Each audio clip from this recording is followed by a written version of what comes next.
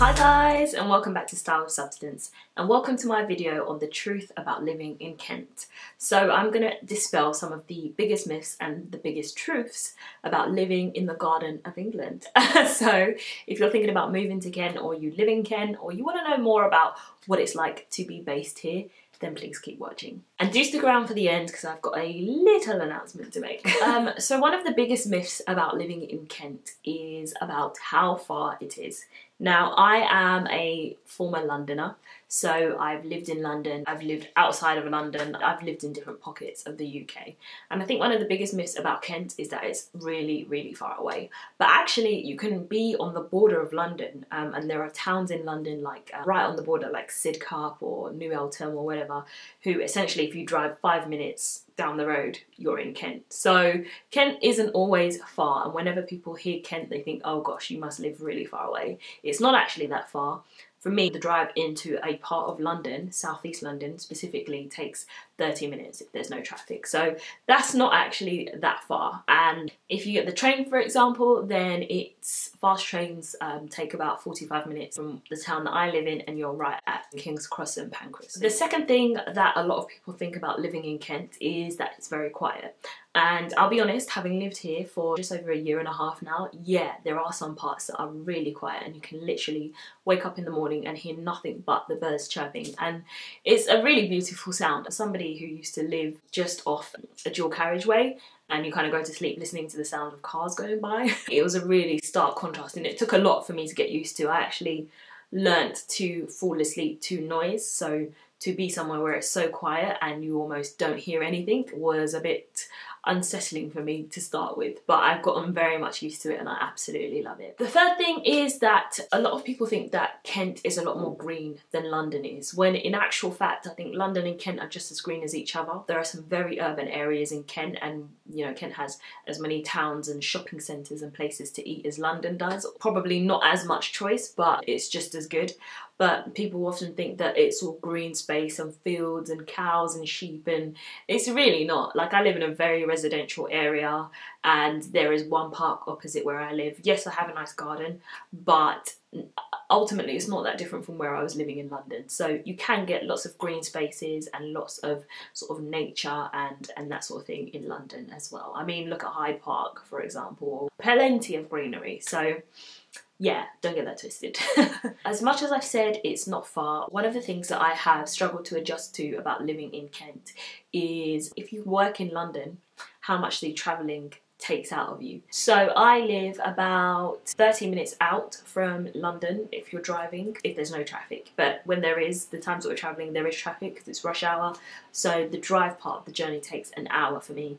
And then the train part of the journey for me takes another 40 minutes. So if you count sort of waiting times and everything like that, door to door, so from my front door to my desk is about a 2-hour journey, which is quite a lot to be making, and that's each way. So that's quite a lot to be doing on a regular basis, and by the end of the week you are absolutely shattered.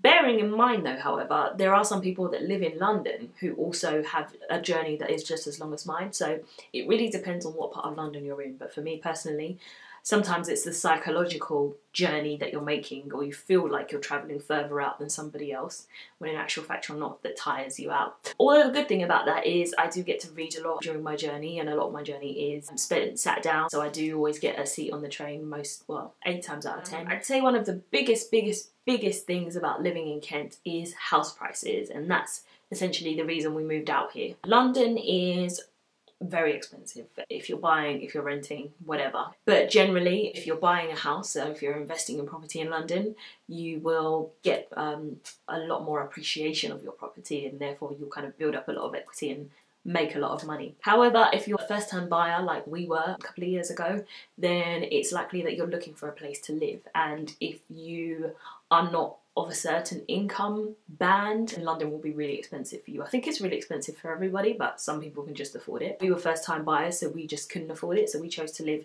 slightly further out and get on the property ladder and staircase our way up to kind of living in London. So yeah, those are all the things about living in Kent. And on the announcement side of things, I am moving house. So we have sold our house and we are moving slightly further in, so we're closer to London. We will still be in Kent, but we will be at least 10 or 15 miles closer to London than we were previously, which will shave a good hour off the journey time for me. So I'm really excited. The fact that we're moving spells the start of a new series, at least 2 new videos on how to sell your house. So my how to buy a house was very popular and it got quite a lot of views and lots of response from you guys, and I think that's how a lot of you guys found me.